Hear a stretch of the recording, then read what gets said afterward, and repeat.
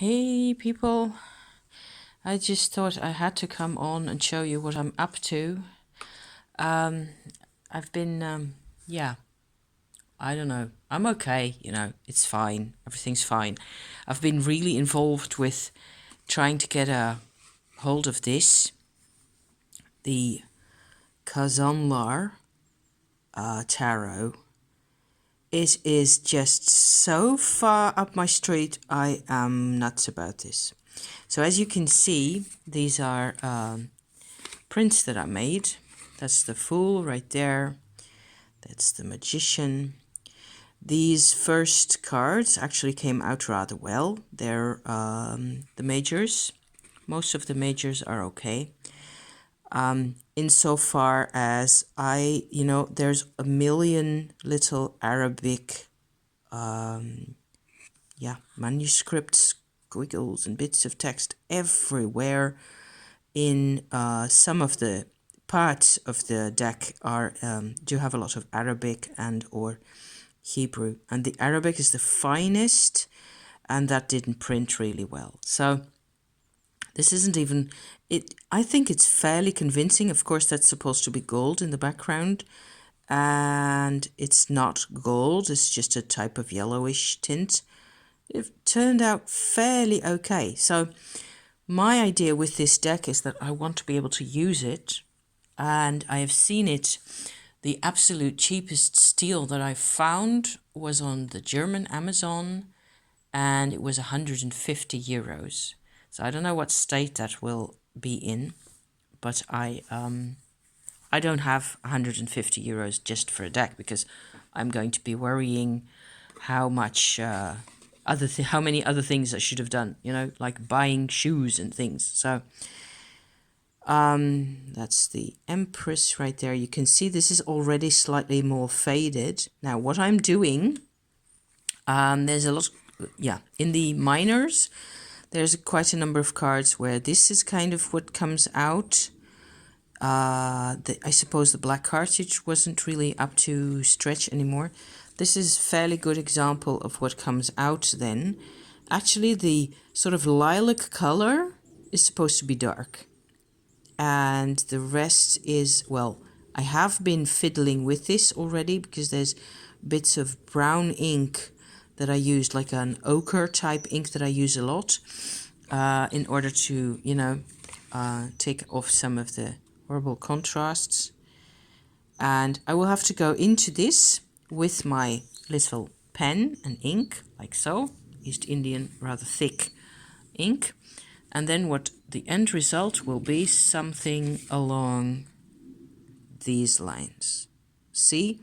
So I will go into this again with pencil to, darken the background a bit more so the figures come out forward slightly. It's okay. It's just I don't know what you call this. It's not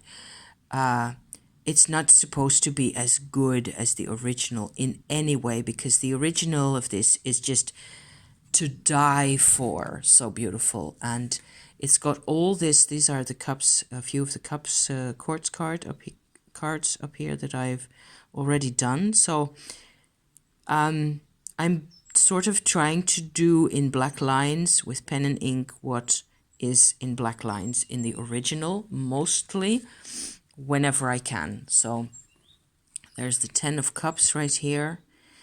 So I'm picking out the expression on the faces as much as possible, a lot of the detail. In this, I actually feel the background to these cups here, this sort of a fountain of the 10 cups, is black in the original, but I kind of like the lighter color. So I might just leave it at that, because it looks happy with, with her face and all that, the queen or, yeah. So there's a lot of stuff that you should, investigate in order to work with this deck, some of which I am sort of familiar with. Let me get back to that king over here. Over at the top, you can see two angels that are placing a crown on the head of, I think, King Stefan. I'm not sure. That's actually a historical crown with all those little pendants hanging down from the rim of the crown. Can you see that? So it just happens that it's an actual historical medieval crown. And I have, here it is again. Possibly that's the Queen's version that has little pendants at the bottom. It's very typical of Hungarian medieval history. This crown is just historical and relevant and all that. So I suppose it'll have to link in somewhere with the people, the Magyars, who settled that region just before that period, before the time of the crown, and they, they identify with these symbols, of course. So to us, I suppose, to me also, that is quite far away. I have been in Hungary one time, and I loved it. I've always been very fond of Hungarian language, also for some reason.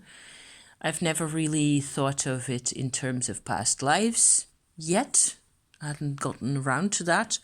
But this whole deck with the otherwise marked influences, the Indian, Persian and Arabic things going on are definitely in my line for my past lives tale here. So this one you can see how muddled that has gotten, right? And still, this is by now more or less sort of recognizable as a 9 of Wands. And let me try to point this out here. This is an Indian themed, the wands have an Indian theme. There's a girl with a sari around her body, and she's touching what looks like her third eye. And this is some type of a healing personality character. And there's a figure on the ground, lying on the ground, and half of the figure is from the bottom upwards is rising up out of that figure. So whatever it is that's exactly happening in this scene, to me it looks like a scene either of healing or of transformation or of helping the spirits to the other world, or some such activity in which this would be the husband of that figure over here. So this is, I think, a really special interpretation of the 9 of Wands that I haven't so far encountered yet. It's quite specific and I love it. I like it when the decks have interpretations that are quite specific. There's more, there's others. Here's another one. There's also an Indian themed wands card. So this is the 7 of Wands right there. And it has this little group of figures over here, females and a child. And one female is here sitting on the floor with what looks like, a wise man. And over here on the front side, on the floor, is what looks like, potentially some type of oracle stones or something that he has been using to advise her. So all this floats my boat like no end. This is just utter happiness, because also in the back, and you will be able to tell when I'm done, squiggling in here, there's his little house, there's a tree by the house and all that, and it's just full of good stuff.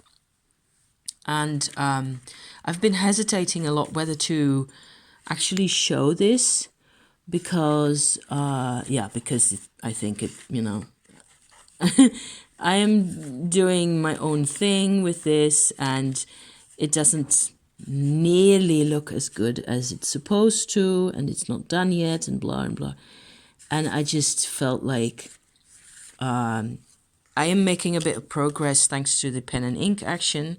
You can see that this is actually quite recognizable as the Knight of Cups right there. And so I thought, well, by now I have enough courage to share, So over here I have a couple more examples of, this is the Pentacles suit. And we can tell, once I've stopped shoving stuff around that from this up here, there's a crown symbol right there. And there's crown symbols in the court cards. So the crown symbols are actually a bit different for each of the court cards, but they're there. And that's how you pick out court cards. This is the King of Pentacles, circles right there, boom, boom, boom, all over.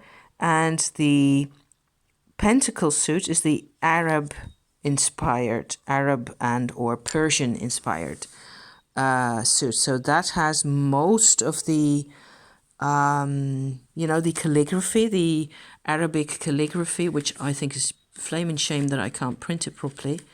But on the other hand, I don't read Arabic, so how much is it going to make a difference for me?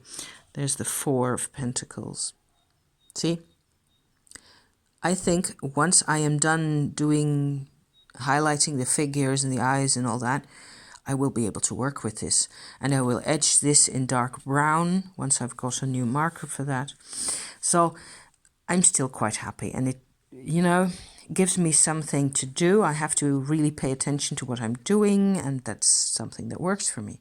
So this is the Egyptian suit of the swords. And to my surprise, that's another thing I wanted to share. I've never really been very fond of Egyptian symbology. I've never had any connection with Egyptian symbology. I've never felt at home with it. I've always been slightly scared, and I don't know. It's never really been my thing. But for the sword suit, it works perfectly. So I think this is, I'm not sure. This should probably be a king as well. But I'm not sure because there is a crown there, so I'm not sure. However, over here we have the 7 with a pyramid and a mask. We have the 8 of swords, which I thought was quite nice to have the sarcophagus in the middle for the theme of the 8 of swords as, imprisonment or captivity or being held in a belief of some sort. That makes sense to me. This is the 9 of swords, one of my, stalker cards all my life. So I'm quite keen always to know what type of portrayal they're going to give this card. And this central character in the middle here is upside down, and he's being, hounded, it looks like, by the king figure, like some type of a combination of a lion and a crocodile, which looks scary enough. And over here, there's this figure who is weighing the weight of the soul compared to a feather, which is an Egyptian theme that I do somehow seem to know of a bit, etc. Anyway, I also thought this was really a very nice representation of the 10 of swords with what looks like a king or some other important figure on his deathbed, resting there peacefully with a Anubis dog-like face there. It'll all will look a lot better once it's finished, and I've got a lot of work ahead of me. But 10 of swords, this is peaceful with the moon rising over the pyramid. Yeah, I can. And there's down here, there's this little detail of these 2 hands coming out. You can still make that out pretty nicely with a triangle in between, and it has the Eye of Horus in there. So I thought it's just such a utterly gorgeous deck, and I have seen prices on the internet for this in the nice proper edition, the way it's supposed to be, whether you're talking about the majors only or the complete deck, which is what I would want to have. But I'd be scared to use it. I would never be able to, I wouldn't touch it if I had paid like an X hundred number of euros for that. Whereas this I can, lug around and use all the time and work with and be at home with. So I am not advocating any approach over any other. I'm just rather pleased that I managed to be an artist about this, and I just print what I want and I make it my own again. This is the Page of Cups. There's a story behind this. He's beating up one wolf with the other. I have no idea. I have to look this up because there's all sorts of PDF materials on the net. And oh yeah, the deck has been brought out, I should say published in, what was it, 1996 originally. And they're not reprinting, which is a flaming shame, because I know there's other people out there who like this. So, an impression, you guys. I think that's about it, what I have to say at the moment. I'm quite okay. The sun is shining, weather's beautiful, and garden's green. Cats are asleep, and I will be at it for a bit longer. Thank you so much for watching, guys, and have a nice weekend, and see you next week. Okay? Bye-bye.